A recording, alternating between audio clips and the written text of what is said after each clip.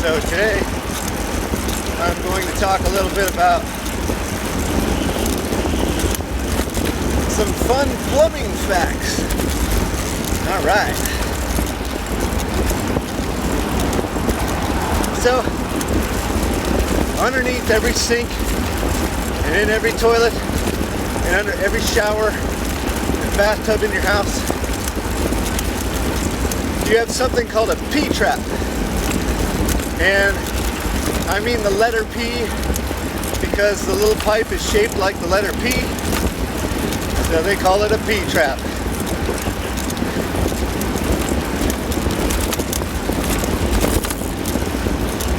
And a lot of people mistake the purpose of the P-trap. It kind of serves a dual purpose, but a lot of people feel or believe it's just for trapping stuff that falls down the sink so it doesn't clog up the pipes later on. Well, the truth is, as the pipes go down, they get much bigger. So your pipe under your sink is going to be about 1.5 inches, but it's going to connect to probably a 2.5-inch pipe, which will then connect to a 4-inch all the way out to the sewer. So there really isn't anything to get clogged up, unless somehow there's some sort of a weird bend in your 4-incher, which I have at my house, thanks to some roots from a tree. Anyway, yeah, your 4-inch pipe usually doesn't get clogged up. Has to be some external force, so hair and stuff like that goes down your sink is, generally speaking, not going to clog that up. Now, one purpose it has is to trap things like your ring, your wedding ring that might fall down the drain. And if it does, it gets stuck in the P-trap, and that's good because you can just remove it, remove the trap and pull it out. That's good. But that's not, they didn't install the P-trap into your house just so that you can drop your wedding ring and save it. They installed it to trap something completely different that most people don't realize. So I'm going to tell you a little story. A couple weeks ago at work, it started to stink really bad, like raw sewage. We're up on a 3rd floor, so there's no reason why it should be stinky. So everyone's freaking out. They're going, what do we do? We need to call a plumber. We need to clean the toilet or something. And it got really nasty. So I just kept telling everyone, just pour water down the drain. We have these drains in the bathroom, just in the middle of the bathroom, so that when the bathroom gets washed, the cleaning people can just dump the water down there. That's what they're for. They just don't do it very often. They usually dump it in the drains outside. We got drains all over the place over there. And so they, whenever it gets rained on or something like that, water goes down the drains outside, but the cleaning people use them too. They don't use the ones inside. So everyone was freaking out, and I said, pour water down the drain, and everyone's like, no, We need to pour bleach. We need to pour vinegar or some cleaning solution or something, because that's nasty. So I just said, you know what? I'm going to take this upon myself and do it. So I went and grabbed the mop bucket, filled it up with water, poured half of it down the men's room drain. It's in the middle of the floor. Poured the other half down the women's room drain. It's in the middle of the floor. Within 10 minutes, the smell was gone. Now, it didn't take 10 minutes for the water to activate or anything like that. It just took 10 minutes for the smell to finally disappear. Because what the P-trap does is it traps water in the little curved part. Water sits there. And it's a little plumbing marble that prevents the fumes from the sewer from coming back up through the pipe when your air conditioner comes on, or when it gets hot, whatever. So the gases that are down in the sewer get trapped because the water doesn't let them come through. And as you pour water down that drain, it reaches a level where it starts to go down the drain from the other side of the trap. So you fill up this side, and this side goes down. And when it does that, the water drains out, but you still get this little bit in the trap that prevents the fumes from coming back. So all I did was pour some water down there and close the hole, because nobody had poured water down there for months. It dried out. That's why if you ever go into an abandoned home that hasn't been winterized, it'll stink horribly, because those P-traps have dried up and they allow the fumes from the sewers to come back through, so it stinks. It can also be dangerous because they are flammable gases. So if anything electrical goes, or sparks, or a flame sparks, that house can burn up real quickly. So just be aware. That's also why if you ever remove the P-trap, it stinks horribly, because all those gases from the sewer are now coming back into your house, because the P-trap isn't there and there's no water in it.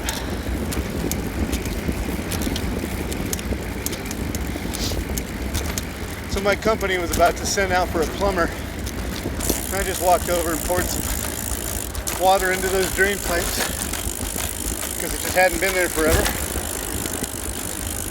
Solved their problem. So now I'm sending them an invoice for $80, because that's how much they would have spent for a plumber to do the same thing.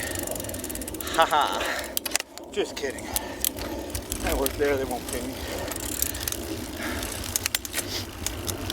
But the only reason I bring that up is because I was amazed that out of, what do you have, 20 people in that office, I was the only one that could figure that out, that understood what that was for. And I was quite amazed that no one else knew. So, whatever. It got taken care of and fixed.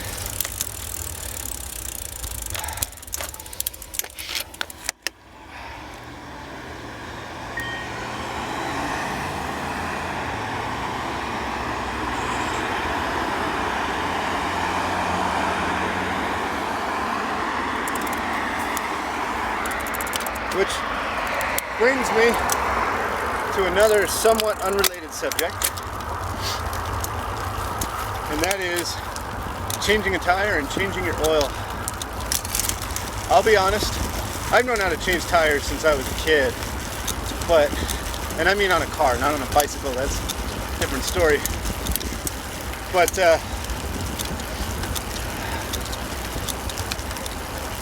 I'll be honest, I didn't learn about changing oil until I was about 30 years old. I never knew how to do it because I could just take my car into the mechanic and let him do it for 30 bucks or 15 bucks. Sometimes they'd have those specials. Never ended up being that much because those specials were always for 2 quarts of oil and I always needed 5.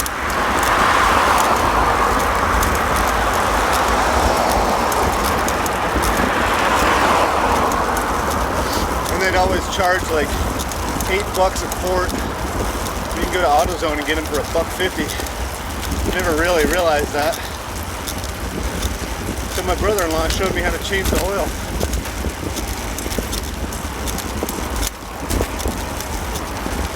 But I was amazed at how easy it was. And how come I didn't know that before?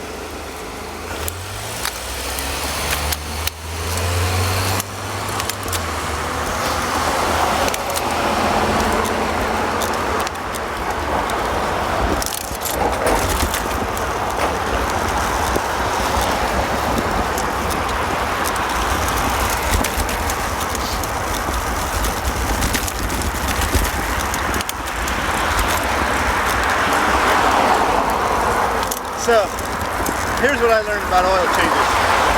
They're very simple. They don't cost much.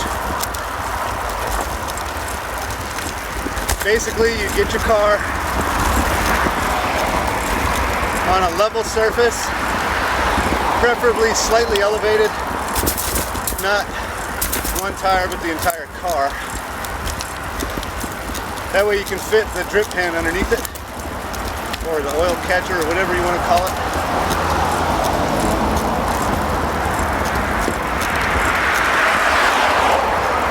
So you can fit that underneath the car, and there's a nut at the bottom of the oil pan that you just have to remove. You remove that, let it drip for about 30 minutes. Usually doesn't take that long. Close it up and then fill it up with oil. However many quarts you need, depending on the size of your engine. Your owner's manual should tell you.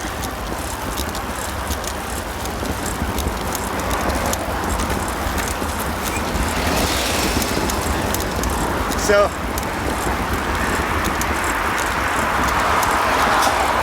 of course, depending on your engine, it might be better to get a more expensive synthetic oil. Just make sure you get the right weights and tolerances and things like that that you need for your specific car. Everyone is different. Your owner's manual should tell you what you need, and if you don't have an owner's manual, Google your car and then owner's manual, and you'll be able to find it online. They're all posted online now.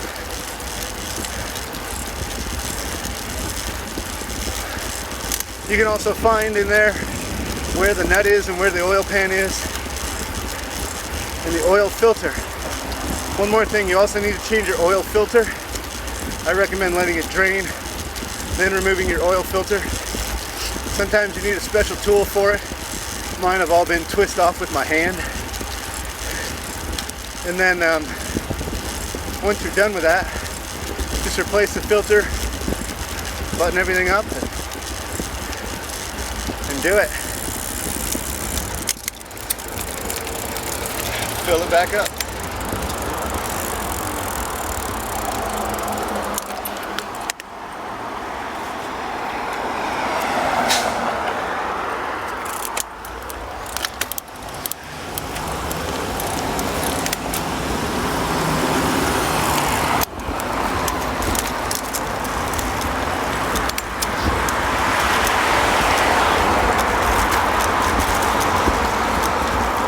So that's an oil change.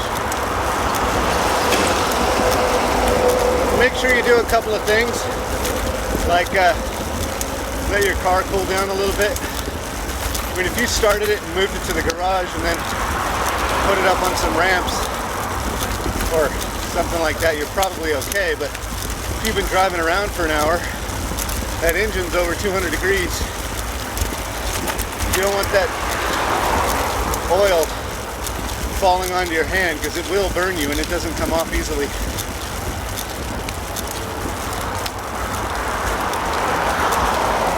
So you gotta let it cool.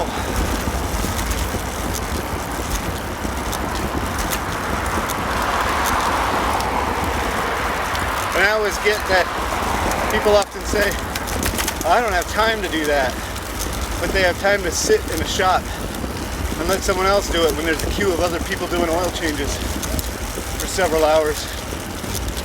I don't really know what they're gonna do there. So I just do it myself on a Saturday, and it takes an hour tops. And I can do other stuff in my yard while I'm changing my oil.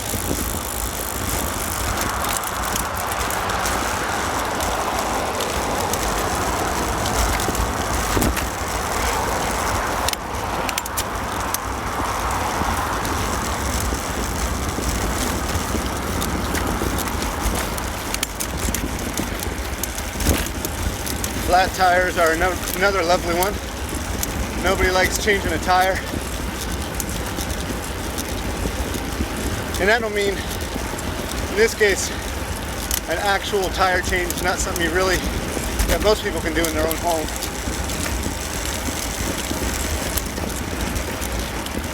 It's something you gotta go to a shop for, but you gotta get your car to the shop. And a lot of people I know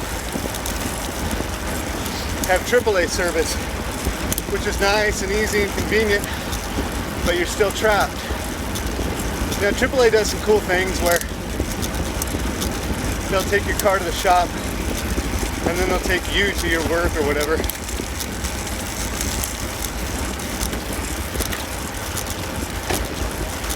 But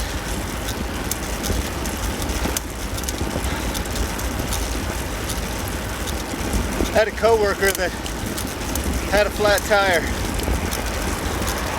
She called and waited for AAA, and she sat in this busy town. She sat on the freeway, on the side of the freeway, for 3 hours. I'm gonna go up and then to the left. I'm not gonna climb the hill this time. I just don't feel like it.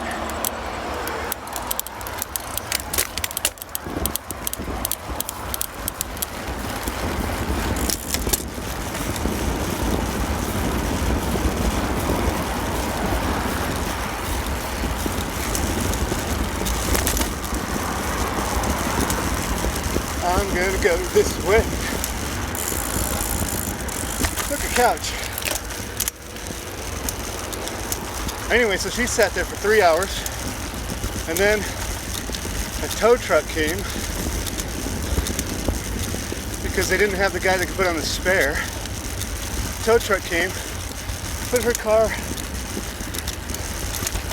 on the tow truck, and then brought her to work, and then took her car to the shop.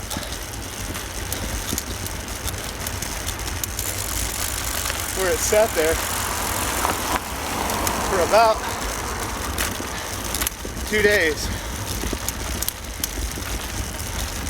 Let's climb. Now we'll keep going straight.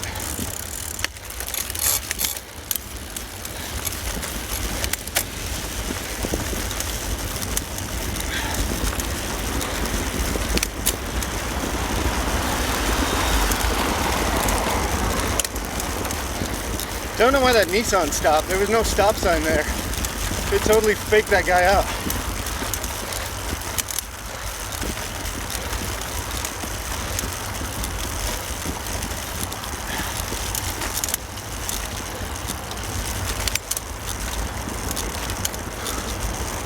Anyway,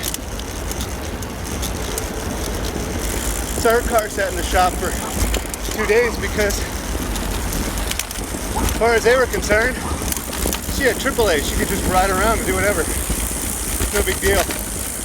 She also had friends and stuff like that. And I get that sometimes your car will sit in the shop. Here's what I do.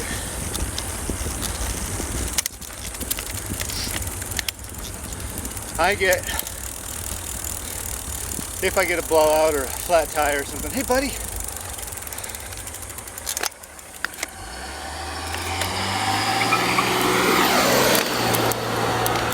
They were there first. So, oh, I love this truck. I gotta take a shot of this truck. Just to get the shot of the truck, isn't that gorgeous?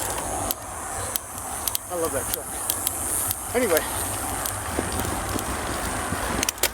so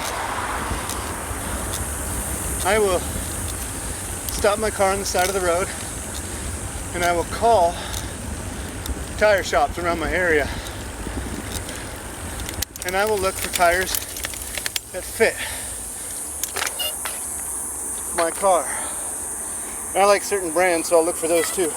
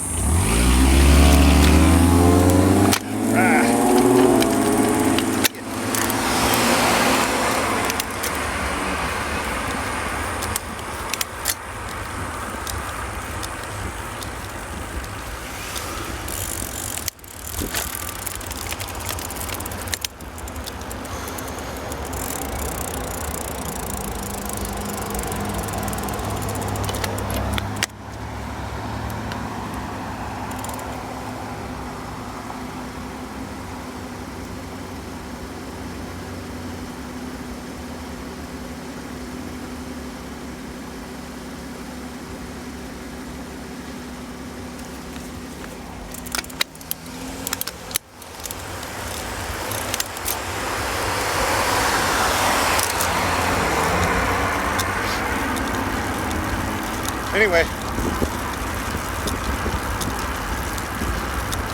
so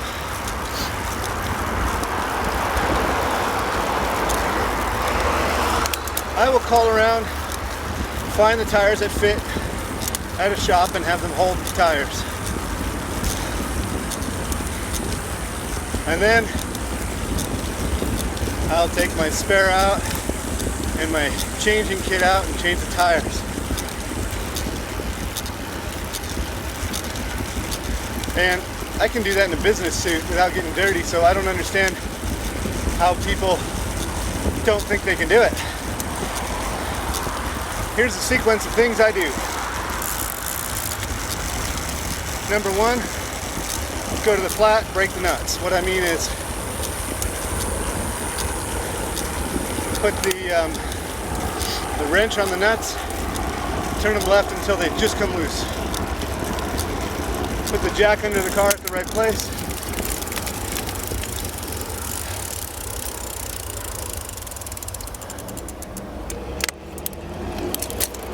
Lift it up. Lift that tire until it comes off the ground.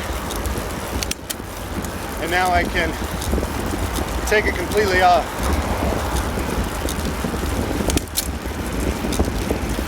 You do the nuts in the star pattern, you don't do them clockwise or counterclockwise.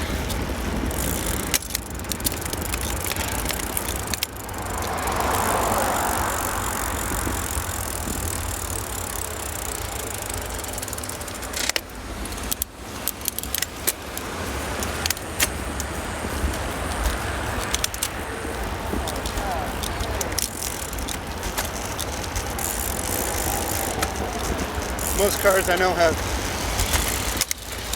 4 or 5 or 6. If it's 4, you do opposites. If it's 5, you do a star. If it's 6, you do opposites as well. It's a little more difficult, but you can do it. Or you can do triangles.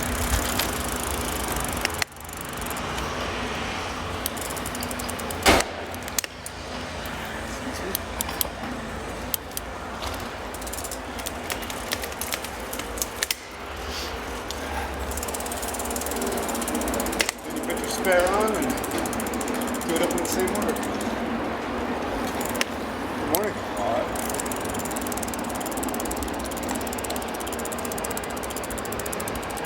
Good morning.